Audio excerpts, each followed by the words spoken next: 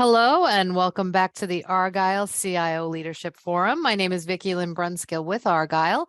It's great to have everyone joining us today. Just a couple of notes before I turn things over to our esteemed speaker for this session. First, a quick reminder to stop by our sponsors' virtual booths at any time during today's event and for the following week. Our partners are committed to providing you with valuable content and a great overall experience today. At any time during today's event, you can visit their virtual booths from the main agenda page. Also, we wanted you to ask questions, so please feel free to do so throughout the session. Simply type into the Q&A chat and we'll address your questions at the end of the session. We're also going to have a poll for this session, so please be looking for that as well. And now, without further delay, I'd like to introduce our speaker, Eric Helmer, Chief Technology Officer, Rimini Street. We are so excited to have Eric with us for a thought leadership presentation titled The Evolution of the ERP, Making ROI-Based Decisions. Welcome, Eric. Over to you. Hello, thank you very much. I appreciate everyone attending here today. Today we are going to be talking about the evolution of the ERP and enterprise software, and specifically, how do we make ROI-based decisions as we try to figure out what to do with these enterprise system platforms. So we'll kind of go through the history to where we are now and where I think where I'm seeing people taking their enterprise software. And when I say enterprise software, I'm talking about things like Oracle or SAP or IBM or Microsoft. So like on Oracle side, you're thinking Oracle e-Business Suite or JD Edwards or Siebel or Hyperion or PeopleSoft, right? On the SAP side, you're talking ECC or S/4HANA and so on, right? So these enterprise systems and ERPs, and what do we do next with them? Because we're kind of in a very unique situation right now, and I'll kind of go through that. Now, for those who are not familiar with Rimini Street, we started in 2005. We have grown to be a over $400 million public company traded on NASDAQ. We're in 29 offices around in 21 countries all over the world with almost 2,000 employees. Now, in 2005, we created we solved a very unique problem and created an industry.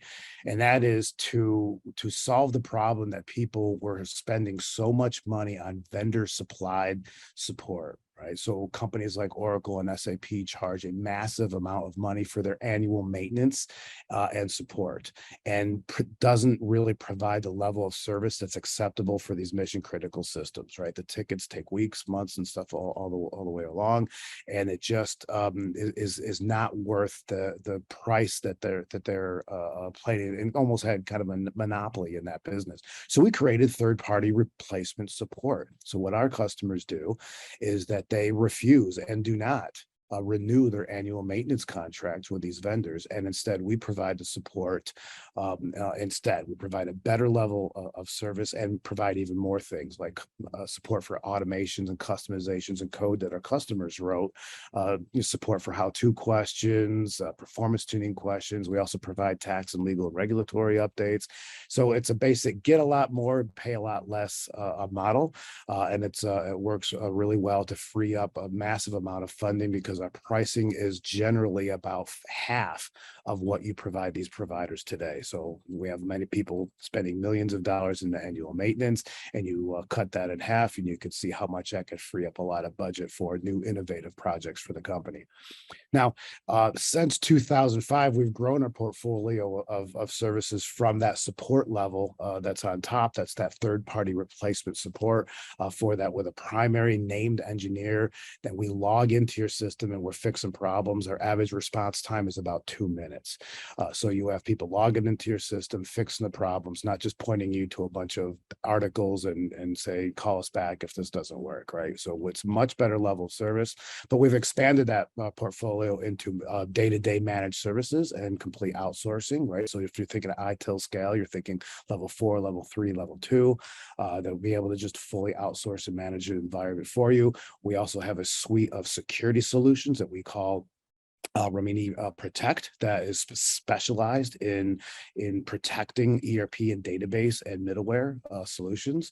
We also have a bunch of interoperability and connectivity solutions as well to help people integrate ERPs, regardless of how old they are, with anything that's new that needs to be compatible, including browsers and operating systems and other external systems.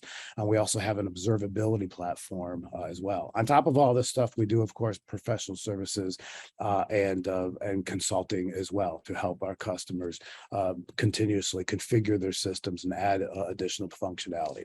Now, enough with that. So what I'd like to really show here today is as a chief technology officer of this company, it's my purview to really stay on top of what is happening in the industry, what's happening with our customers, what's happening with these vendors. So I really understand the issues of the day, what people are doing, where they want to go, what's happening, so that we know how we can best manipulate our products and services to help our customers in this situation. And by going to all these conferences and meetings and stuff all over the world, it's very clear, it's a very common thing that I'm seeing. And that is, one, the world is changing and unpredictable, which is top of mind for every C-level executive right now, because there's a whole bunch of unknown that's going on right now. So it's putting people into a different situation than maybe they have been before. The second one is an extreme push to achieve profitability and growth, especially for public companies, especially for investors. They need to see that trajectory of achieving both profitability and growth. A lot of times companies can only achieve one of those. You either can achieve profitability without the growth, or they can get growth without the profitability. But we're in a time right now that we have to achieve both. And the next thing that happens is going on right now, which is the elephant in the room, which we have to talk about here today, is that the ERP vendors like Oracle and SAP are trying to convince us and their customers to abandon their on-premise software licenses that they have today, the perpetual licenses that they own today, and abandon that, and then re-implement on their eternal subscription-based cloud models, their software as a service model. So we've got to somehow reconcile how we are able to achieve the profitability and growth, but also try to figure out how do we reconcile this idea of leaving this asset that we've had for the last 5 or 10 years and abandon it and then re-implement onto the subscription-based models. We have to talk about our options in this unique situation that we're in the world of enterprise software. But at the same time, we need to be agile and quick, right? Because the world is changing and unpredictable. So we need to be fast. We need to be able to react to the unknown. We need to brace for impact. We need to expect the worst.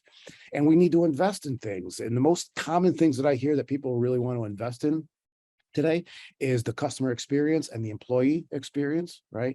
And cybersecurity, right? Those are the really two big things that really need the funding these days. And we want to be able to leverage what we have today, right? Like that ERP software investment, right? But we need to also be able to innovate and move on and go into the next level of things, right? So we got to reconcile all this stuff. So the reason why this is so important right now is because everything is changing between the geopolitical issues and wars and sanctions and the pandemic, with business and technology challenges like cybersecurity, the labor shortages that are happening, right? Limited budgets, and then the financial uncertainty with the rising interest rates and inflation.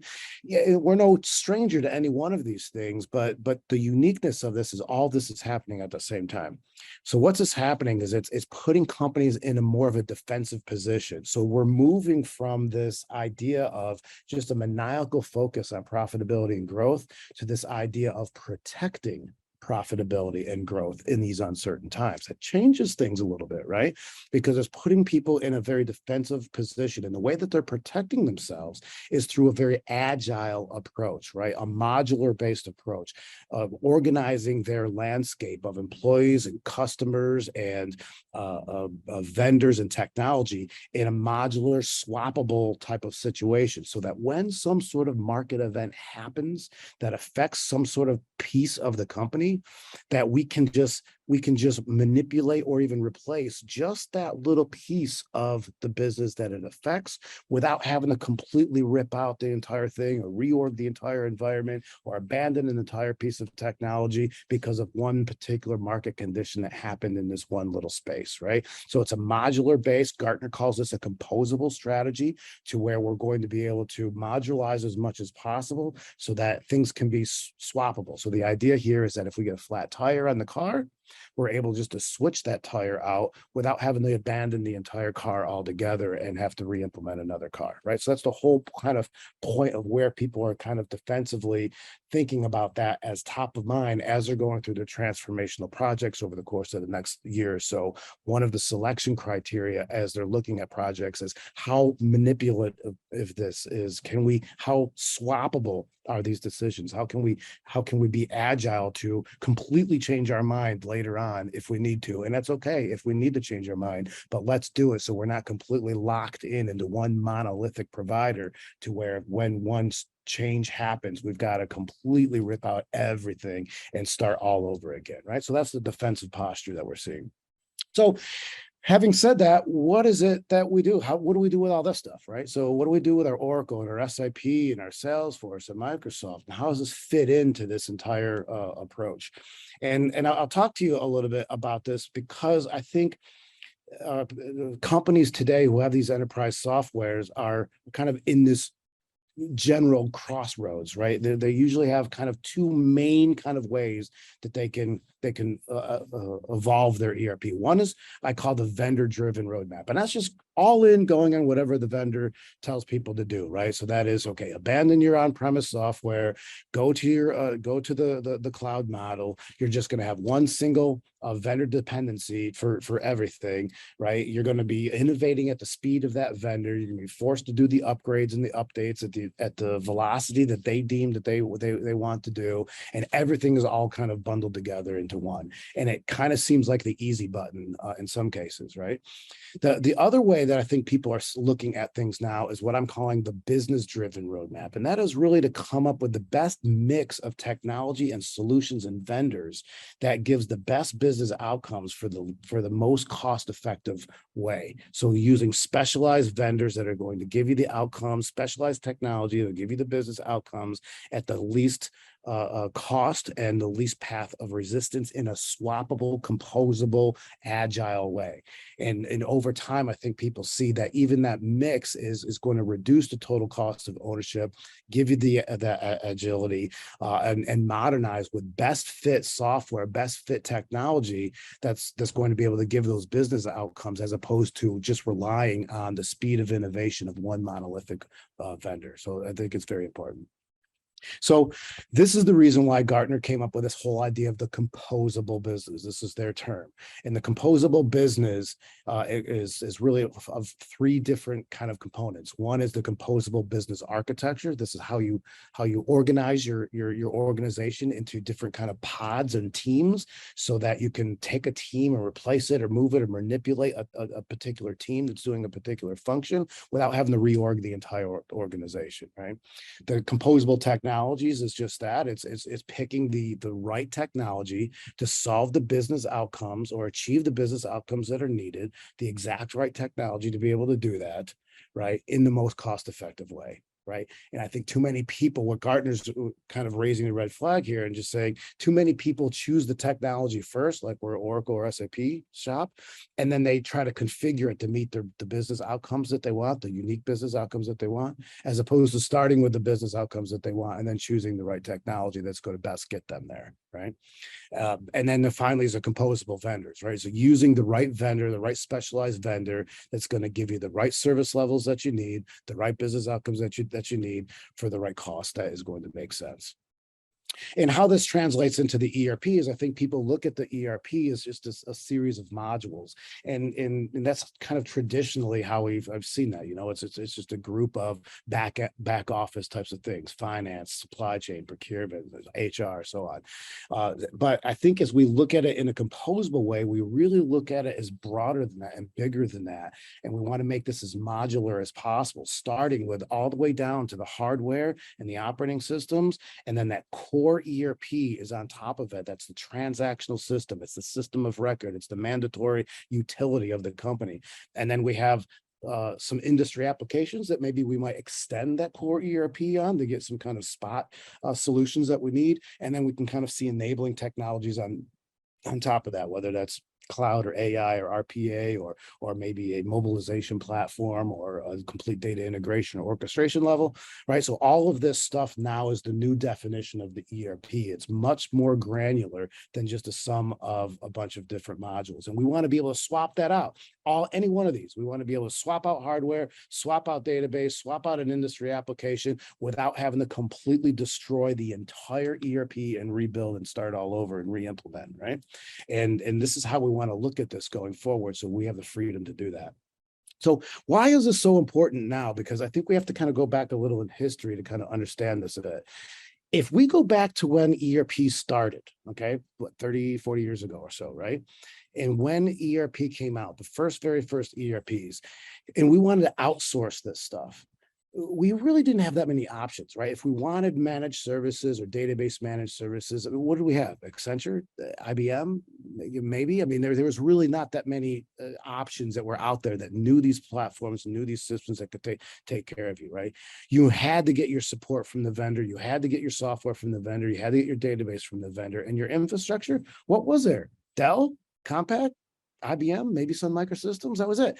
So there was not really that many options that we had back then. So what this was a complete competitive landscape where the companies, us, we had all the leverage, and it was a race to the bottom with the rest of these vendors that were competing in this business. But there's only a few players in the game.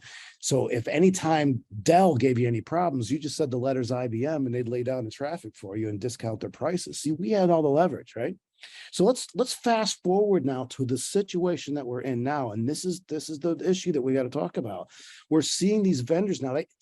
They can't sell you the software twice. You already own it, right? So how do they get more revenue from existing customers? They're forcing them to convert to perpetual licenses and buy their software as a service subscription. And at the same time, they want to bake in and include a whole bunch of other things that includes the entire stack. So they're going to bake in managed services. They're going to bake in database managed services. They're going to bring in the support. They're going to convert you to an eternal subscription-based model. They're going to bring in your data. They're even putting in infrastructure now, all into one long-term 5-year-long contract, right? And they're doing this under this idea that you're doing vendor consolidation, and you've got a single hand to shake. You call 1-800-Oracle or 1-800-SAP for all of your needs, and you get it. And that may seem like the easy button, but what's happening now is if we agree, and Gartner's raising the red flag, and we're raising the red flag, saying, hey, if we're saying that we want to protect our profitability and growth, and we want to be agile, and we want to be swappable, and we want to be composable, and we want to be able to change any of this stuff. When we combine these things all into a big 5-year, 10-year long contract, and we want to change our infrastructure or maybe change our application managed services provider, we can't, because now we can't change the tire on the car. We have made the entire car one single field replaceable unit. You can't change any of this stuff. So if you want to change anything in the infrastructure or your software, your application managed services, you have to abandon this entire enterprise. It's all gone. And you've got to completely re-implement on something completely different because you wanted to change one or two little things. So this is the red flag that we're in. This is the idea that we have to figure out what to do about it. And the answer that we think and Gartner thinks is a composable strategy. So that as looking at each one of these things in layers and finding the right specialized provider in each one of them. So your application managed services, go find an application managed services. You want SAP running payroll for you? That's crazy, right? So database managed services, find a database managed services. You want a good support provider? Find a support model. You are no longer needed to use the vendor for provided support. It's the right to repair. You can use anybody that you want. So the boxes in yellow is where Rimini Street plays. This is where we provide services as an alternative to these monolithic vendors that lock you in. And let's look at infrastructure as well. We have almost an infinite amount amount of opportunities in infrastructure today with Amazon and Azure and Google. I mean, you can move your stuff anywhere you want today. So the whole infrastructure problem is completely off the table. This stuff is easy and commodity today, right? So we have to see this evolution where we are right now and realize that what we might be thinking is easy, and this maniacal focus on consolidating vendors might look like a really great thing for this year, but we have to understand the net benefits or negative benefits that we're going to get as a result of these decisions, because the only job we're making easier is procurements, and everybody else has to suffer from the lack of options and ability to move and has to deal with the results of these decisions because they don't have the ability to be able to be malleable, to be agile, to make decisions and react to market changes because of these lock-in. This is a very important thing we have to make sure that we realize. So how do you do a composable roadmap? It really has to be with looking at the business goals and then applying the right technology to the business goals. So we understand and acknowledge that it's going to be a combination of different solutions that we have. So that we have to make sure the foundation is central in data orchestration and zero trust.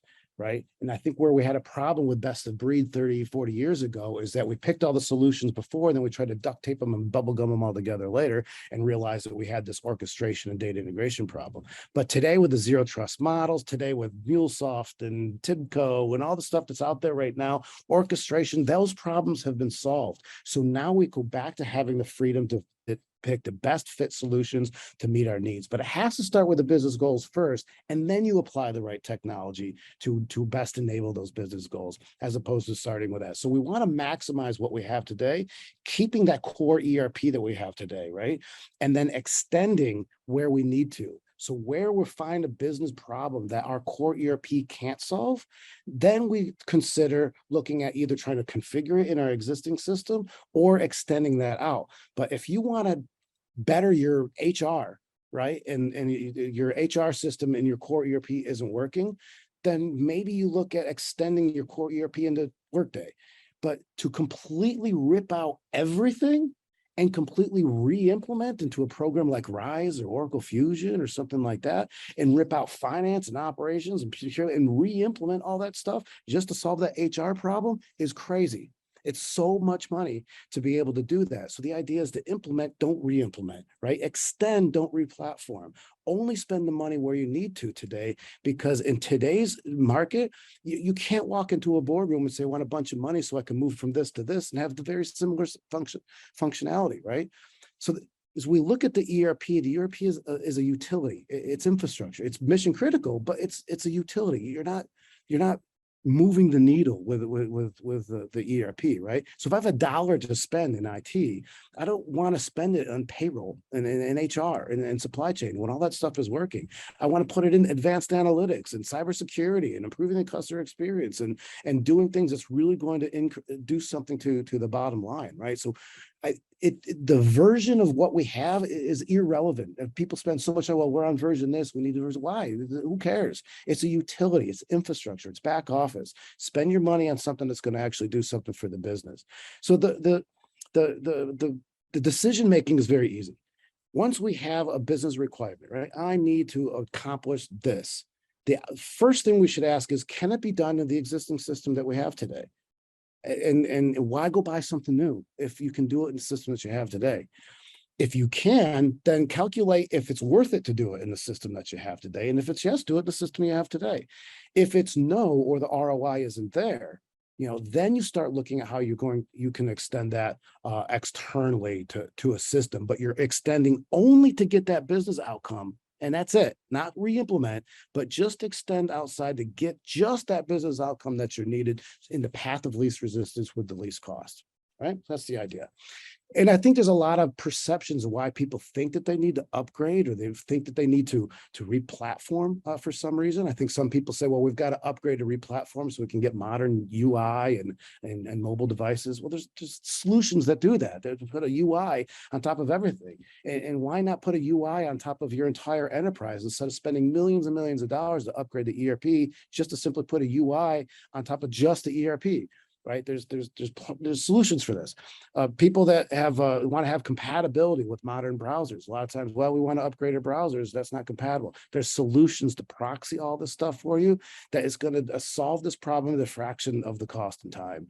People think that, well, they need to upgrade their hardware. The hardware is old. Okay, well, that's what virtualization is for, and containerization is. You virtualize it, you throw it on modern hardware, it's done, right? People think that they need to upgrade to get the latest in security patches, but we have to realize Oracle and SAP are not security companies.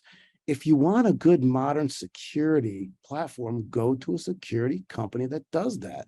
That completely protects from all attack surfaces and vectors that have into the ERP, in-memory database solutions, Java-based or middleware solutions, web-based solutions that are going to be able to do that. Oracle and SAP can't do any of that stuff, right? So go to a security company that solves these problems and without having to do upgrades that just aren't going to give you that security that you think it is. And or some people might think, well, we need the new functionality. And sometimes I kind of question, well, what functionality is it that you really want? And then what you can really find out is that a lot of times you can get that same functionality in the system you have today with some tweaks, or in the worst case, you extend outside that ERP to get that one little functionality that you need and save you a 5-year-long replatform and upgrade, right? So let me just give you a quick example. So here's an example that we have of this is a SAP customer who mid-range company. They're on SAP ECC, and they have the kind of the 4 major modules, right? The materials management, finance, sales and distribution, and production planning. Okay, they were growing into the way that they needed to add in to the ERP HR, CRM, right, and customer relationship management and warehouse management. Right? They want to add these 3 things. So I call SAP and say, so we want to add these. What do we do? And SAP says, well, okay, what you're gonna want to do is you move your 4 modules, your materials management, FICO, sales and distribution, production planning. You move that over to our new cloud platform, S4, on HANA in the cloud, the RISE platform. And then what we'll do is we're going to sell you the 3 additional modules of HR, CRM, and warehouse management, and then you can figure them up, and then you'll be on your way. So they modeled that out, and then they called us and they said, hey, do you have any ideas? So we looked at what they needed to get out of HR, the requirements for HR, requirements for CRM, and requirements for warehouse management. And then we did the model. And if you look at the difference that between the two, if you look at the ROI, and this is what I'm talking about, doing ROI-based decisions, not cost-based decisions. ROI is so much important. By doing the SAP RISE and re-implementing materials management, FICO, sales and distribution, and production planning, and adding on those modules, that had an ROI of 200% over a $13 million project, right? But we also saw that HR, their requirements for HR could be easily solved by Workday. Their CRM requirements could easily be solved by Salesforce, and their warehouse management could easily solved by Manhattan.